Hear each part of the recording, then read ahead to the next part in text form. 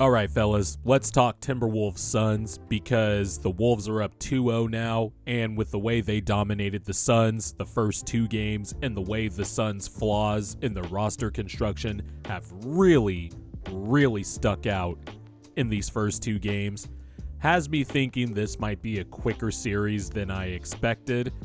Now, of course, the Suns can hold serve at home and tie the series up very easily, but with how small they are, with how the Wolves can just throw every kind of option at the Suns' three best players and can even throw out lineups that can guard all three options on the Suns, which we will talk about in a bit.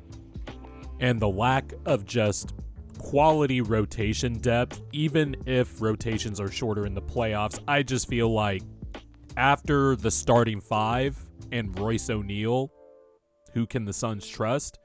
I feel like this series is just for the Wolves taking. They have to capitalize if they want to be a true contender. If you're the better team, this series does not get to 7, which I predicted. I predicted Wolves in 7. And the first two games, my prediction might be even shorter than that.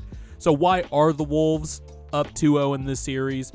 Well, I want to talk about Game 2 last night because it was very interesting to watch that game because Karl Anthony Towns, for the third playoffs in a row, just keeps committing the dumbest fucking fouls you will ever see. All three of his fouls in the first quarter were stupid. The one that he picked up at the end of the third quarter that got him his fourth foul was incredibly stupid. The Wolves did some dumb things. Offense was stagnant, but they were still defending their asses off. And more importantly, Anthony Edwards, though he did not have a good shooting night, I was very impressed by the floor game that Anthony Edwards played. He was a little bit passive as a scorer, but we need to talk about his playmaking here because that is like one of the final courses, college courses, if you will, to becoming an NBA superstar when you don't have it going or you empower your teammates early in the game because you know you're going to need them later. And Anthony Edwards, I thought, did that to a T. Anthony Edwards had 8 assists. There were even plays where Anthony Edwards was trapped and he would hit the short roll or, get off the ball quickly and then let his teammates attack a compromised defense. There were even a few plays where there was one in particular where early in the first half, Anthony Edwards hit Jaden McDaniels on a pocket pass when he was trapped, and Jaden McDaniels made a short roll decision, driving to the rim, drawing two, and then handing it off to Gobert for a dunk. And it was just little stuff like that. Not even the direct assists themselves, but the secondary assist and the playmaking and putting your teammates in a position to attack a compromised defense because the defense is tilted your way. I thought Anthony Edwards played a really good floor game.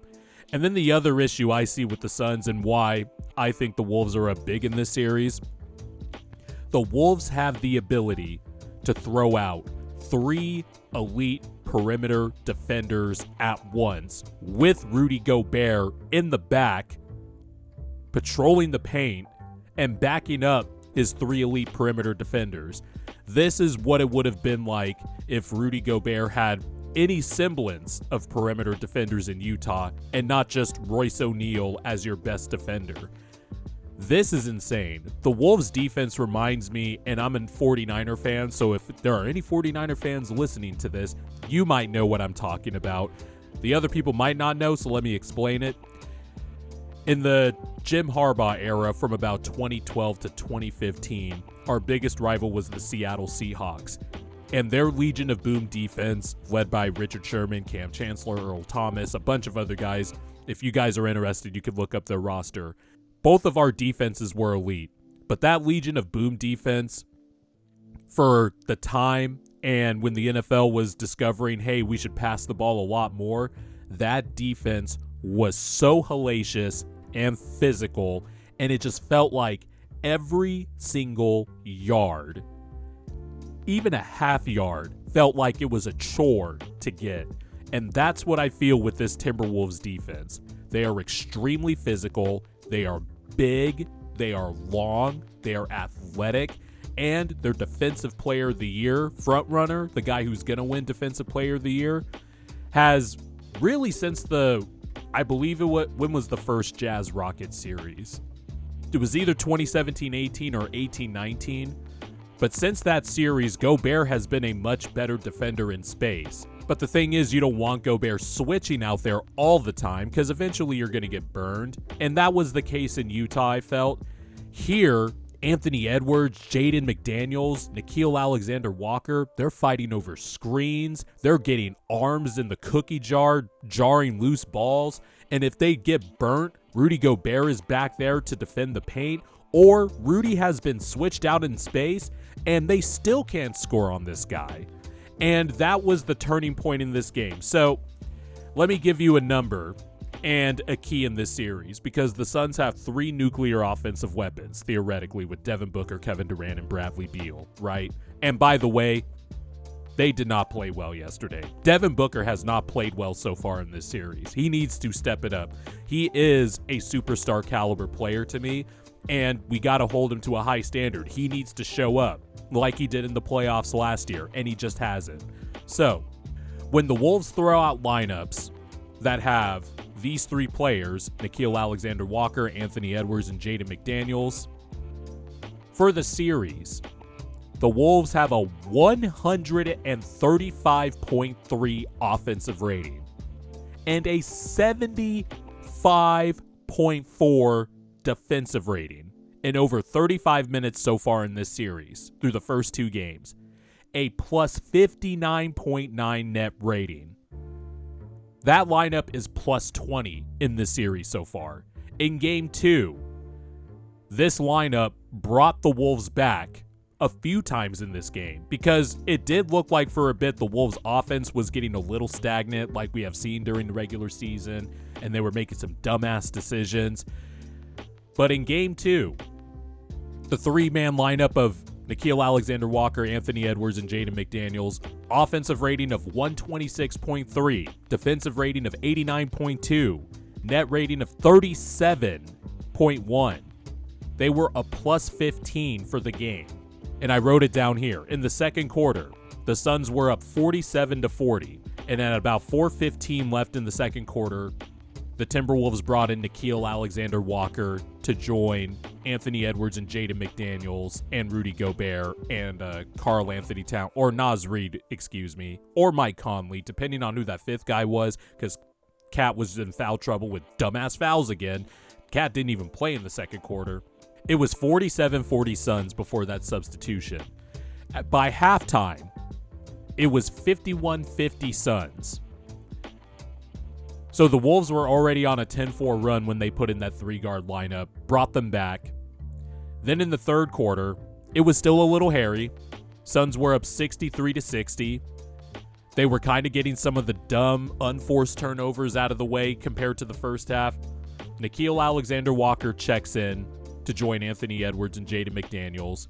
Of course, all of them. Nickeil Alexander-Walker can guard Devin Booker or Bradley Beal. Anthony Edwards has mainly guarded Bradley Beal in this series. There were some times in the third quarter where he kind of was switched on to Kevin Durant. But then, of course, Jaden McDaniels gets the Kevin Durant assignment. So when that 3-guard lineup took the floor, when the Suns were up 63-60, with 6 minutes and 36 seconds left in the third quarter, the Wolves ended the third quarter with a 78-71 lead. They absolutely inhaled the Suns. Physical, forcing turnovers, getting good shots on offense. And like I said, Anthony Edwards was getting off the ball a lot. I thought he played a good floor game. Maybe could have been a little bit more aggressive as a scorer. Kind of felt like he was letting the game come to him too much in the first half. But I liked the thought process behind Anthony Edwards' approach to this game. But he still could have been a little bit more aggressive as a scorer. But this Wolves defense just has answers that a lot of teams in the league don't have for a guy like Kevin Durant, Devin Booker, and Bradley Beal. They get in your jersey, they can switch everything, and then you can have Gobert do a deep drop, or you can attack Gobert in space at your own peril because that shit's getting sent back. And just having elite perimeter defenders just allows Gobert to be able to play 1-on-2 easier on the back end. This Wolves defense is just fucking ridiculous, man. And Anthony Edwards, he had a poor scoring game, but I would say just in terms of all the other stuff, he was good. He was really good. And, in the first game, obviously, he was just incredible in all phases and talking cash shit to Kevin Durant. But that, to me, is the reason why the Wolves are up 2-0 in this series and why I think the Suns could be sent home really soon. Uncreative offensively, rotation depth is bad. I have a homie who's a Suns fan, and he's telling me, he's right, Eubanks is bad. Drew Eubanks is bad. But when the solution is you should play Bol more, and I know Bol has had a relatively decent year compared to the expectations going into the year, and he's had some good games and stuff. But if your solution is more Bol or Thaddeus Young, maybe the Suns were just in a shitty position to begin with.